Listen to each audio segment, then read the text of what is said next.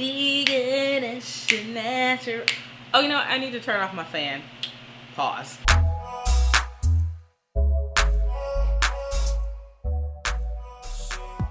Hi, welcome back to my bootleg channel. Hey y'all, what's up? Let me tell you about Veganish and Naturalist right now. It's New York City. We don't have central AC. At least I don't. I'm in an older apartment. Let me get some AC. So, have to film this and turn off my AC and turn off my fan and pray I don't sweat. This needs to be a really quick video. This lock that is just doing her own thing, honey. Okay, that's what we're gonna do. Okay, so this video, I don't think I ever shared the story about the very first time I got my hair locked. This was not it, guys. I had a lock fail story, and I'm even gonna show some videos and some pictures and just a real quick story time. Picture it, okay? This is it. This is the last day I'll be seeing my Afro puff. I'm on my way in Harlem, walking to the nail salon. I'm on my way to the hair salon to get my lock extensions. I did so much research before I got my locks done, right? You want to find, for me, I needed to find the perfect stylist because my whole thing was like parting. Parting was huge to me. So I was like, I got to find the right person. I want the right parts because, you know, how my locks grow. And since my hair is kind of fine, I was like, whatever's going to give me the fullest volume. So I did research. A lot of the stylists that I found were in Brooklyn. I live in Harlem, so I was like, ugh, I don't want to have to like make a trek to Brooklyn every time. So when I stumbled across a Harlem hairstylist, I was like, okay. Found him, right? Had my consultation. Oh, let me back up. So I wanted to bypass the ugly phase, y'all. I was like, she's not built for it. She's not. So I was like, we're just gonna get lock extensions. Go right on past that first year. So I was not only looking for the right loctician, I wanted someone to do lock extensions, right?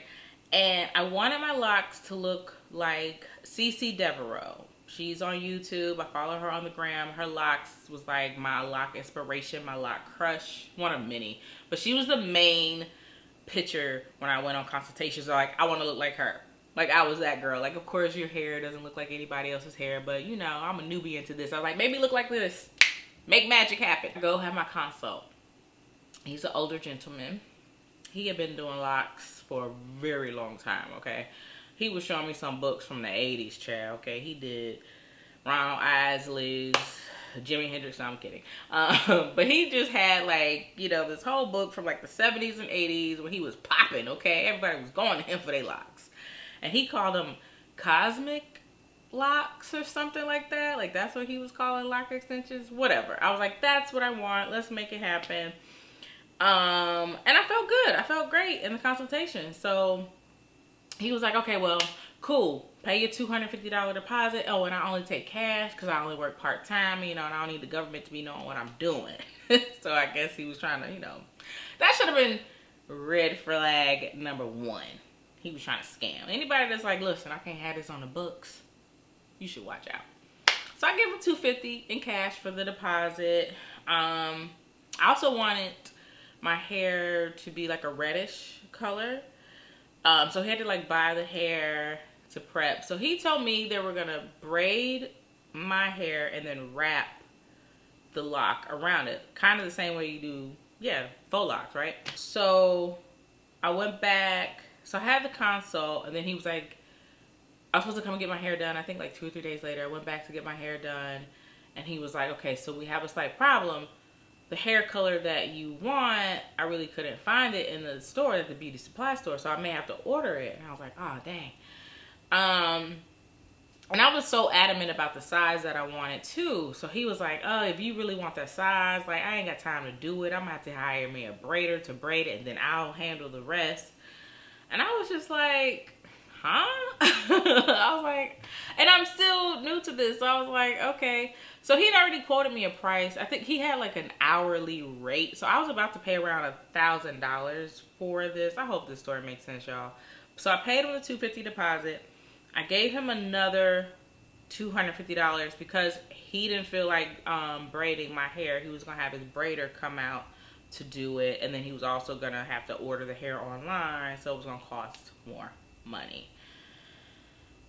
So she braids my hair, and I am like, I'm gonna insert the video so you can see this.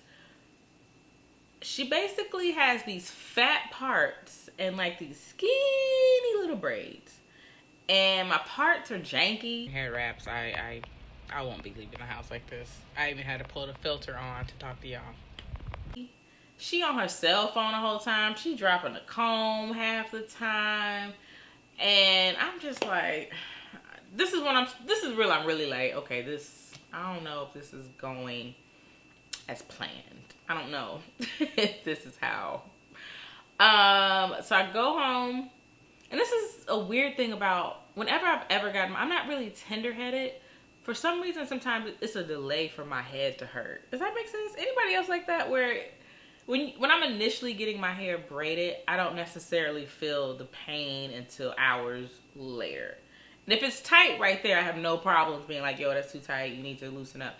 So it wasn't until I got home that night that my hair was so tight. The tension was so bad.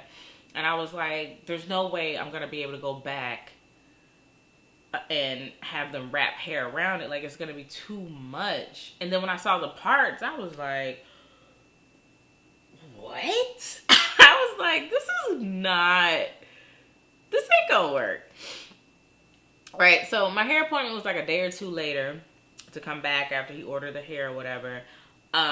So I'm just trying to remember. I'm sorry if this how everything had lined up. I'm trying to remember how this story played out. But I remember going back to the salon, and I was like, listen, what she did ain't gonna work. I was like, how my hair looks right now, no.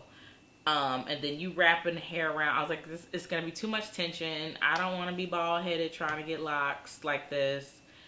And then on top of that, he had synthetic hair. He went to the beauty supply and just bought like all like number 33 or whatever it is for red 99J.